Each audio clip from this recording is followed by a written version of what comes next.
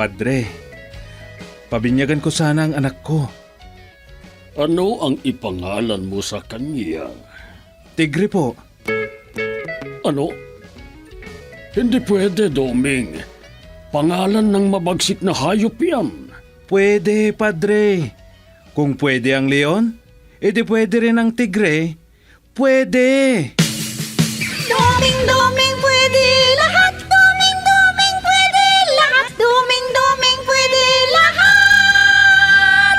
Doming! Pwede lahat. Doming, pwede lahat!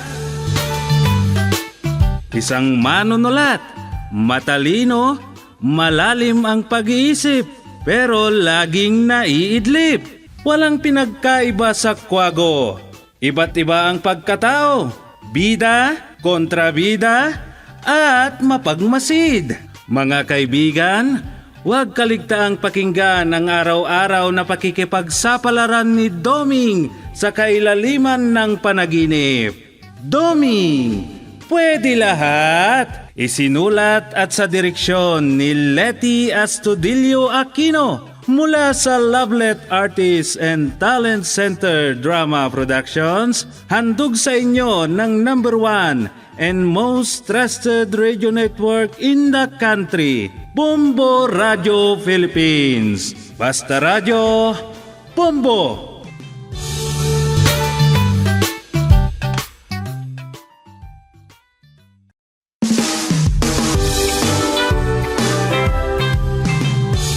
At ngayon, inyong pakinggan ang pakikipagsapalaran ni Doming sa ilalim ng panaginip.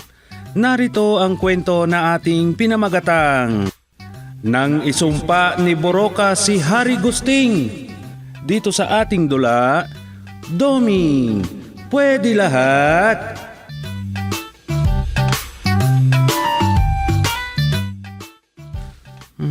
Ang biyanan kong talagang yon.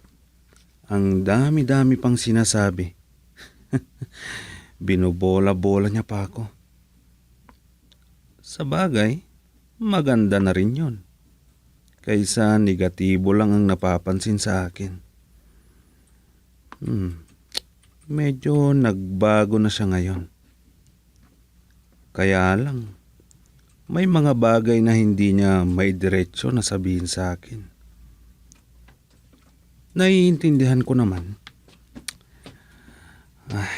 Umpisahan ko ng magsulat para makarami. Hindi pa man ako nakakapag-umpisa. Inaantok na ako. Humihikab na naman ako. Ano kaya? Iidlip ako saglit. Tamang-tama. Pagkagising ko, nandito na sina Rosa at Auntie Sandra na naggrocery. Nagsaing na rin ako. Kaya wala nang problema. Ano ba ito? Basta ganitong oras, inaantok na ako. Hindi pa ako nakakapag-umpisa. Ano kayang pamagat ng susulatin ko? Iniisip ko na isang hari. At Hari Gusting ang ipapangalan ko. Pero, mali yata. Baka mabasa ni Rosa. Delikado. Hindi ako tatabihan nun. Outside di Colombo, mamayang gabi.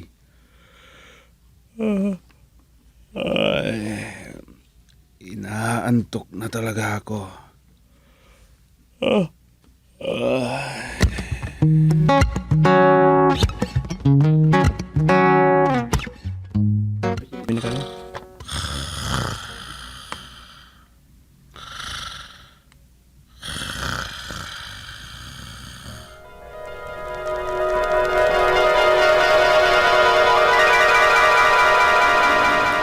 Ito na po ang pinatimplan niyong tsaa, mahal na hari.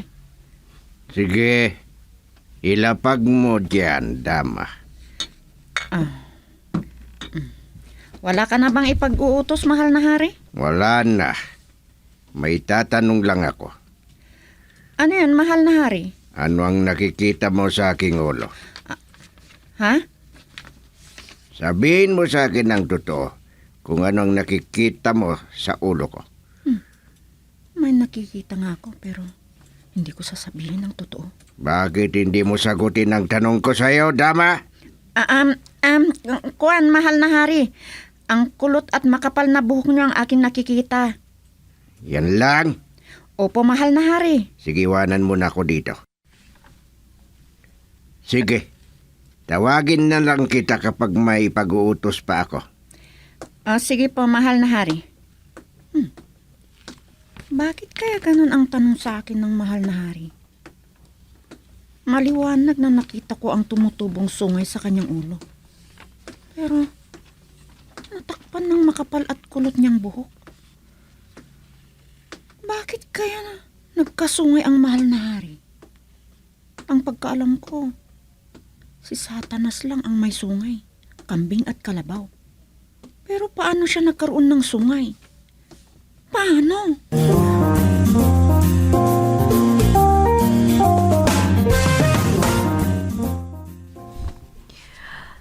Nahihilo na ako sa iyo, asawa kong hari. Pabalik-balik ka na lang na naglalakad sa aking harapan. Asawa kong Reyna Sofia. Ano ba ang gumugulo sa iyo? Alam ko na alam mo ang gumugulo sa akin. Asawa kong Reyna. Yan bang tumubong sungay sa tuktok mo? Oo. Ako rin, nagtataka. Bakit ka nagkaroon ng sungay? Paano tumubo yan? Hindi ko nga alam. Alam ko na may tumutubo hanggang lumaki ng lumaki o humaba. Ano ngayon ang iniisip mo, asawa kong hari? Gusto kong magpagupit. Kung magpapagupit naman ako, mas lalong lalabas ang sungay ko. Nakakahiya sa mga taong makakita. Para na akong demonyo. Nakapagtataka. Paano yan, asawa kong hari?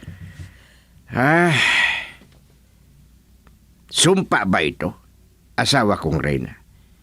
Isinumpa ba ako? Ano sa palagay mo? Hindi ko alam. Walang hiya. Ay, anak ba ako ng demonyo? Bakit ako nagkaroon ng sungay? Bakit kaya?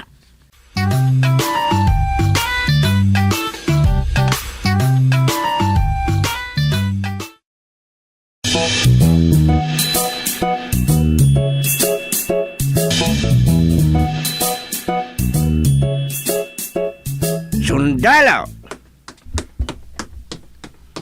Bakit po, mahal na hari? Tumawag ka ng isang sundalo. Maghanap kayo ng isang magaling na barbero. Ano? Bakit po, mahal na hari? Pagugupitan ko itong mahaba at kulot na buhok ko. Masusunod po, mahal na hari. Pero, ang gusto ko, yung mapagkakatiwalaan na barbero. Ayaw ko sa isang barbero na hindi magsasabi ng totoo. Anong ibig niyo sabihin, mahal na hari? Basta sundin mo na lang ang gusto kong mangyari, tanong kang tanong. Sabihin mo sa sundalo, kailangan ko ng isang tapat na barbero. Opo, mahal na hari. Bilang kabayaran ng tapat na barbero na manggupit sa akin, siya ang magiging asawa ng nag-isa naming anak na si Prinsesa Rosita. Siya ang papalit na magiging hari ng aking kaharian.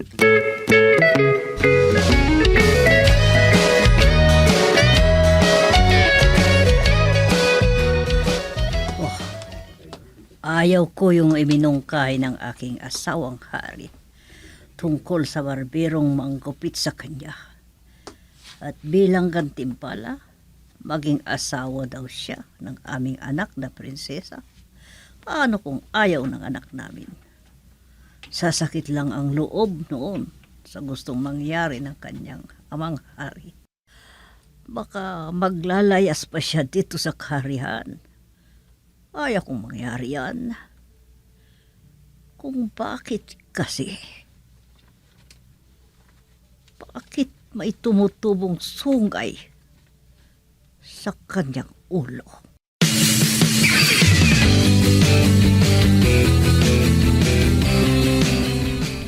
Aha! May sundalo daw sa kaharian ni Hari Gustilo na mag-aanunsyo. Nahulaan ko. Nasaan kaya ang pamangkin kong si Prinsipe Domenico? Gusto ko siya ang mapapangasawa ng prinsesa ng kaharian. Ayan na yung sundalo ng kaharian. Nakasakay sa isang kabayo. Sasabihin sa atin na kailangan ng mahal na Haring Gustilo ang isang magaling na barbero. Sige, magpalista lang kayo sa kaharian. At kung sino ang mapipili sa inyo, malaki ang ibabayad sa inyo. Oh, hayan na! Pinaparating ng mahal na hari sa inyo! Kailangan niya ng magaling na barbero! Ay, At kung sino sa inyo ang magaling na manggupit, magpalista na kayo! ay, Malaking halaga ang ibibigay sa inyo bilang gantimpala! ay, Sige, yan lang! di ba tama ako? Ang ganda ng ibinalita niya sa atin. Ay, pupunta ako ngayon doon kay Prinsipe Dumong. Ang kambal ni Prinsipe Domenico. Matatauhan si Haring Gustilo. Oras na malaman niya kung paano siya nagkaroon ng sungay. Magagamit ko na naman ang minana kong kapangyarihan kay hipag ko na si Buroka. Buroka! Lipad! Lipad! Pong!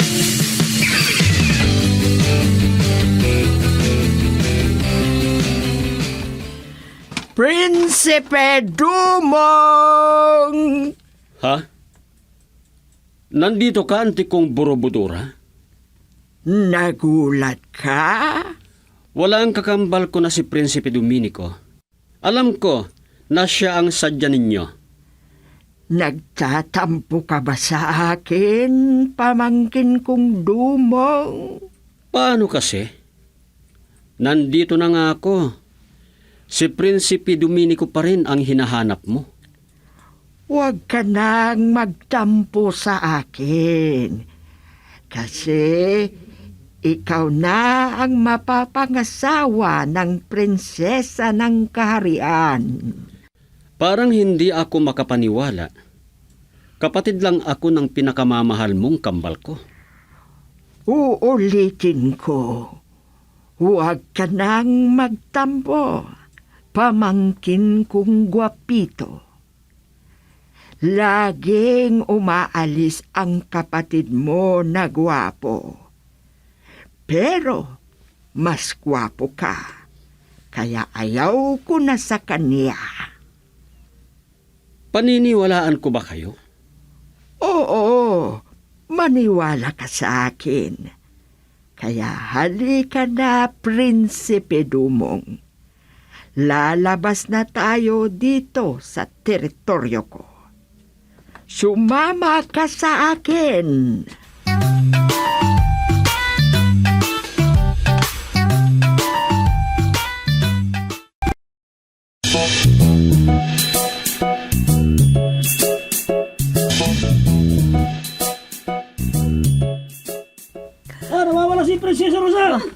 Nasaan ang anak nating prinsesa? Baka tinangay ng mga tauhan ni Buruka.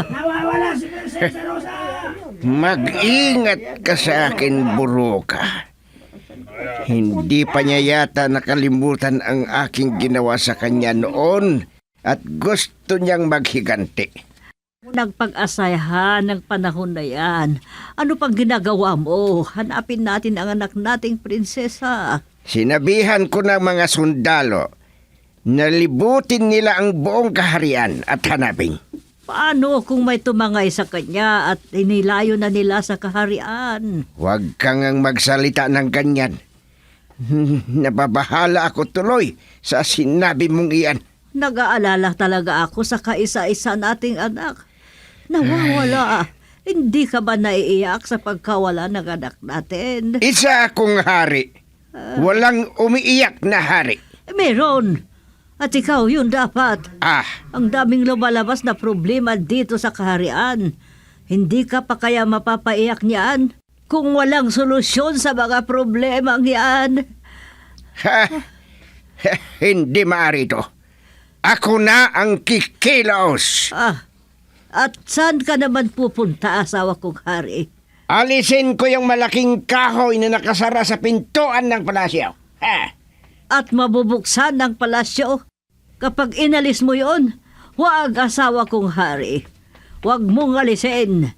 Ay, papasok na lahat ang mga masasamang nilalang dito sa kaharian pag nabuksan ang kaharian. Ay, uunahan ko ang asawa kong hari. Pupunta ako sa harap ng palasyo at pigilan ko siya para hindi niya maalis ang kahoy na nakasara. Kailangang pigilan ko siya.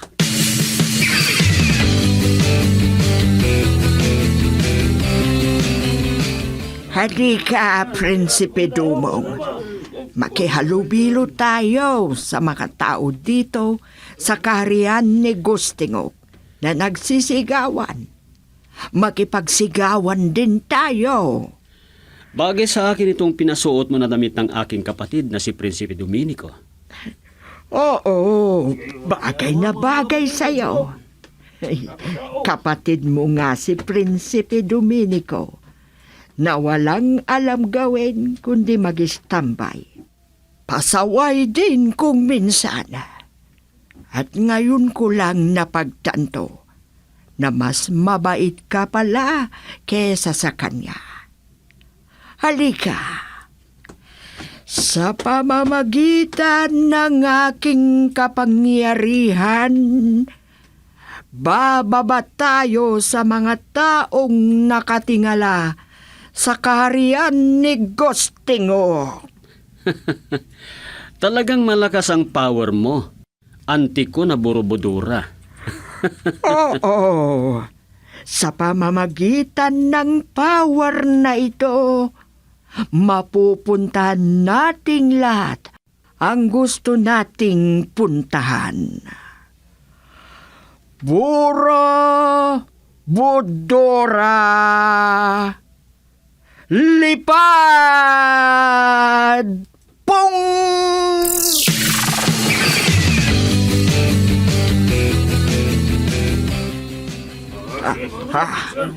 Nakababa na tayo sa kalagitnaan ng mga tao na hindi tayo napansin.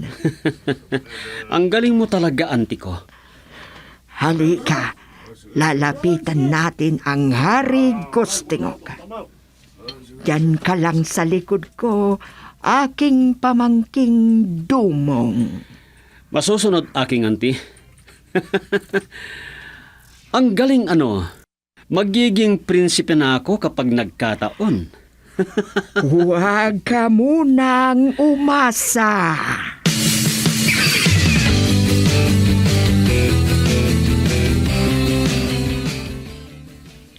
Nandito na tayo sa likuran ng trono ng hari na hindi niya namamalayan. Ang haba pala ng buhok ng hari na to. Pero bakit sa harap lang ang may buhok? Ako lang naman ang nagpahaba ng kanyang buhok. Ano?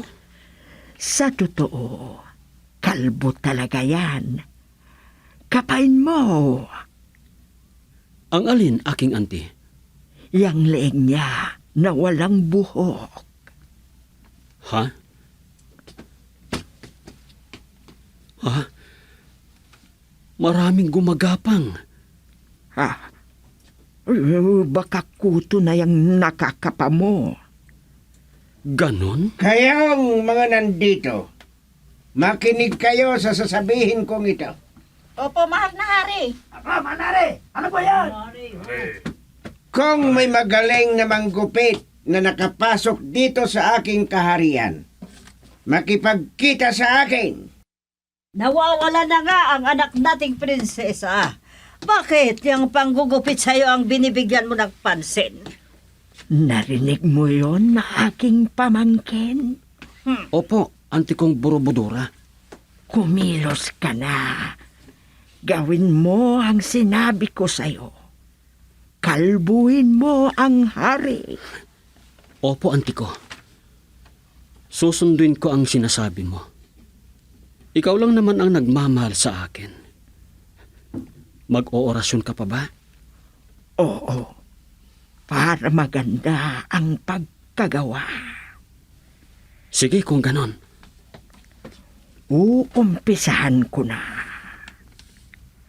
Aburado, aburido.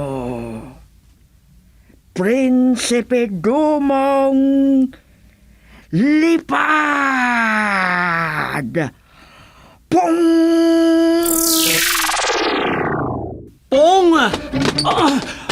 Pong! Hindi na isubsob ang pangalan ko. Tignan mo naman ang aking kasuotan. Isa akong prinsipe. Ha! Ano? Asawa kong hari. Tingnan mo, yan yung magaling namang bubuso. Nakasuot ng damit ng isang prinsipe. Ikaw si Domingo Mambuso? Isa kang fake na prinsipe. Ha? Hindi ako yung sinasabi niyo na magaling mambuso. Handa akong maglingkod sa inyo. Kung ganon, sino ka? Isa akong magaling na mambuso. Magaling na barbero, mahal na hari. Anong gusto mong sabihin sa akin? Bakit bigla ka na lamang napasubsob sa aking harapan? Wala naman akong nakitang nakikipagkompetensya sa'yo. Bakit nakipag-unahan ka? Isa akong magaling na barbero, mahal na hari. Ano ang sasabihin mo sa akin? Hahanapin ko ang anak niyong nawawala at lulutasin natin ang problema niyo. Gugupitan ko kayo, mahal na hari. Para kang naninigurado 100% mahal na hari. Lulutasin ko ang inyong problema. Pakakasalan ko ang anak niyong prinsesa. Ano? Ano? Ay, sa bagay, nakikita ko na tapat ang iyong hangarin. Asawa kong hari, pagbigyan mo na ang kanyang kahilingan. Ano? Hindi ito yung palagi nating nakikita na hinihintay ng anak nating prinsesa na dadaan sa palasyo. Kaya pagbigyan mo na siya. Sige. Kung ganon, gupitan mo na ako. At kung makikita mo ang mga gumagapang dyan, pwede bang ilipat mo dyan sa buhok mo? Ha? Pero wala kaming pinag-usapan na ganyan ni Auntie ko Mabanggit-banggit ang pangalan ko sa kanya. Ha? Ano na? Ang ibig kong sabihin, Auntie ko na mapagmahal. Ang isasagot mo lang sa kanya, Opo, mahal na hari. Parang kaya mong lahat ang ipapagawa ko sa'yo. Sino ka ba talaga? Ako nga po si Prinsipe Dumong na barbero. Malapit lang po ako dito sa kaharian nyo. Ah, Tignan nyo po itong gunting na to. Gintong gunting. Sige na, gupitan mo na ako. Okay. Dahan-dahan lang. Baka magaskas ang mga tumutubo dyan. May mga sungay ka, mahal na hari. Aalisin ko na ito sa pamamagitan ng aking gunting na ginto. Aray ko, aray. Alisin mo na yung sungay. Aray ko, sa pamamagitan ng aray ko, ang sungay ko. Tinanggal mo ang sungay ng hari.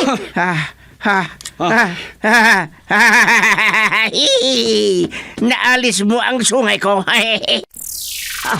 Ano yun? Ang swerte mo, ghosting mo. Reyna Borobodora, ikaw? Nawala na ang sumpa. Kaya aasawahin na ng pamangkin ko ang anak mong prinsesa. Ano? Sa ayaw at sa gusto mo. Iuuwi na namin ang anak mong prinsesa doon sa kagubatan. Oras na matagpuan namin.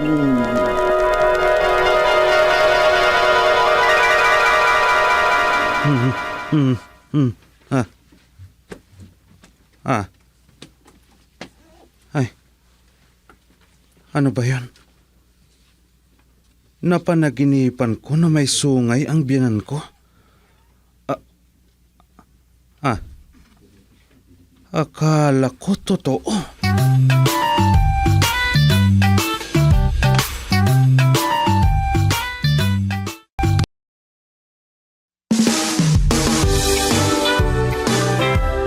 At diyan nagtatapos ang isang kwento sa pakikipagsapalaran ni Doming sa ilalim ng panaginip.